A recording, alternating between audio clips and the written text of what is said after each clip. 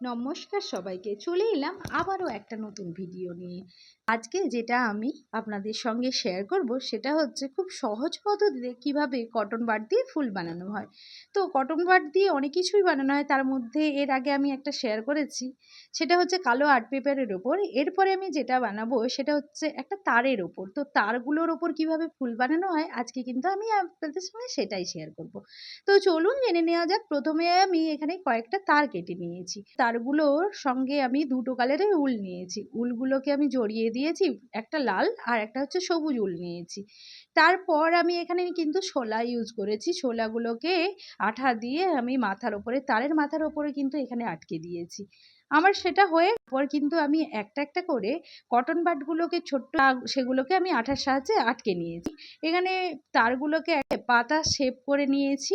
তো এখানে পাতা শেপ করার পর কালো এখানে রং তুলি নিয়ে আমি এখানে প্রত্যেকটা পাতাগুলোকে সবুজ রং করে দিয়েছি। এখানে আমার ওটা হয়ে গেলে তার ওপরে আর একটা কাজ করেছি, যে কটন বাডগুলো যে আমি শোলা লাগিয়েছিলাম তার ওপরটাতে, সেই শোলাতে আমি রং দিয়ে দিয়েছি। তুলির সাহায্যে এখানে রংটা করেছি আর আমি এখানে লাল রং দিয়েছি। আর তার সঙ্গে সঙ্গে যে কটন বাড ছিল আর কটন বাডগুলোতে আমি হলুদ রং লাগিয়ে নিয়েছি। এবারে হয়ে গেল একটা ফুলের শেপ। তো এইটা কি ফুল বানিয়েছি সেটা ঠিক বলতে পারবো না, কিন্তু একটা ফুল দিতে গিয়ে দেখলাম এটা শিউলি ফুলের মতো হয়ে গেছে। তো যাই হোক, এবার আমি পাতাতে কি করেছি, একটা একটা করে উল জড়িয়ে নিয়েছি। আর পাতাটা কিন্তু উলটা যে দিয়েছি ওটা ছিল সবুজ রঙের।